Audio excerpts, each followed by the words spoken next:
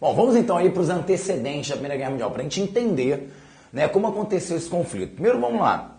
Estamos num processo que vemos do final do século XIX, né, ao longo do século XIX e final dele, que é aquela expansão imperialista que o mundo viveu. Né? Estudamos isso aí no módulo anterior. Então, nós temos a expansão desse imperialismo e é claro que os choques, os atritos entre essas grandes potências vão acabar culminando com a Primeira Guerra Mundial, mas não é tão simples assim. Porque, na verdade, essa Europa viveu, digamos ali, do final da Guerra Franco-Prussiana de 1871 até a eclosão da Primeira Guerra em 1914, um período que nós chamamos da Paz Armada. O que é isso, Paz Armada? Eu acho que o nome sugere bem. Havia, em teoria, um acordo de paz, né? O mundo viveu um período de paz. Né? Então nós tivemos aquela grande guerra entre a Guerra de Unificação da Alemanha, e aí então nós tivemos uma guerra, não tivemos uma guerra declarada entre os países, embora pequenos atritos ocorressem ao redor do mundo, no norte da África, na região dos Balcãs, na própria Europa, ok? Mas ao mesmo tempo que nós tivemos um período de paz, essas grandes potências lentamente caminhavam para um conflito. Por quê? Todas, fruto até de uma segunda revolução industrial, que é uma revolução industrial belicista, bélica, ou seja, uma produção de armas em larga escala. Verdade é essa. Planos de guerra, todo país, todo império, todo país tinha um plano de guerra. Assim, caso ocorra uma guerra, a nossa estratégia dentro do conflito vai ser essa aqui. Então, quer dizer, é um período de paz complicado, porque é um período de paz onde você tem arma e tem plano de guerra. Ou seja, a qualquer momento, um atrito qualquer poderia levar a um conflito generalizado. Tá? Outra coisa muito importante para a gente marcar são os chamados nacionalismos. É um período onde os nacionalismos se fortalecem. Como assim os nacionalismos? Ora, lembre-se aí da unificação da Itália, da unificação da Alemanha. São países que procuram se impor, crescer, buscam espaço dentro dessa corrida imperialista. No caso da Alemanha, a gente pode falar do pan-germanismo, a ideia do expansionismo alemão. Podemos falar, por exemplo, no caso francês, no nacionalismo que foi reforçado em cima de uma grande revanche contra o Estado alemão. Devido à Guerra Franco-Prussiana, nós falamos do revanchismo francês. Lembra que a gente falou isso? Que a França perdeu na Guerra Franco-Prussiana a região da Alsácia e Lorena, foi humilhada pelos alemães, lembram disso? Então, esse revanchismo francês incentiva esse sentimento nacionalista.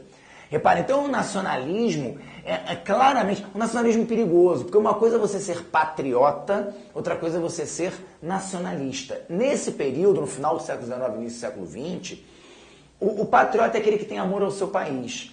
O nacionalista é aquele que, além de amor ao seu país, ele tem uma certa aversão ao estrangeiro. Ele vê o estrangeiro como um inimigo em potencial. E é isso que a Europa está vivendo. Por exemplo, os países eslavos vivem o chamado pan-eslavismo.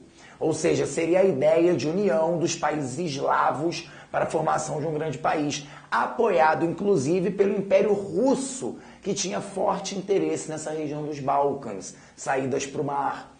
Lembra? Inclusive depois da Primeira Guerra Mundial, isso acontece, é um projeto vitorioso, a formação da Iugoslávia. Iugoslávia significa povos eslavos do sul. Então você teve de fato a união de povos eslavos e a criação de um Estado. Mas isso é um nacionalismo que acontece ali, nesse período, nessa chamada paz armada. Perfeito? Então olha aí, olha vários fatores que vão nos levar a esse conflito.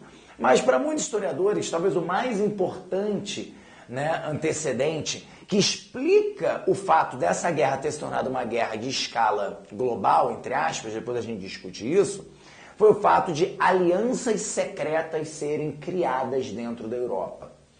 Que alianças são essas? É o que a gente fala, eu botei aqui pra gente, a chamada Tríplice Entente, envolvendo a Inglaterra, a França, que já estavam aí unidos num acordo, tá? A Entente Cordiale. Depois, no Tratado de São Petersburgo, de 1907, o Império Russo entra e forma-se a chamada Tríplice Entente. Legal. Por outro lado, nós temos aqui uma aliança bastante interessante, bastante palpável, que é a união dos germânicos, falamos agora do pan-germanismo, que é o Império Alemão junto ao Império Austríaco, ou Império Austro-Húngaro.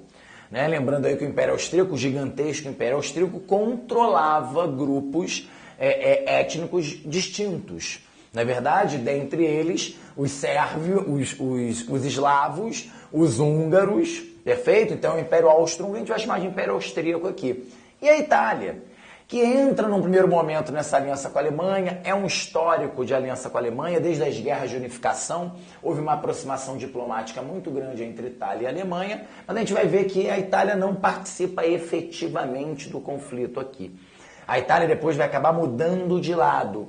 A Inglaterra vai fazer algumas propostas de territórios para a Itália e ela muda de lado, acaba lutando ao lado da Tríplice Entente. Recebe até um apelido nada interessante nessa época, né? A Itália é chamada da prostituta de guerra, que é aquela que se vendeu, né? Claro, numa visão pejorativa das profissionais do sexo, a gente não tem visão aqui preconceituosa, mas na história é muito comum se chamar a Itália nesse momento da prostituta de guerra. Em troca de compensações territoriais, ela troca de lado. Então, de uma forma geral, a gente vai ver os chamados impérios centrais contra, né, a chamada Tríplice Entente. E aí, por que isso seria o grande responsável por um conflito de escala maior, né? Porque, na verdade, o fato deles estarem aliançados faz com que um atrito entre um membro de um lado com um membro do outro, como é o caso do estopim que a gente vai falar já já, que é um atrito aí entre o Império Russo e o Império Austríaco, vai acabar desencadeando, levando a esse sistema acionando o chamado sistema de alianças, e nós temos uma guerra, né, de proporções mundiais. A gente chama, na verdade, de Primeira Guerra Mundial, porque muito mais por uma questão geopolítica.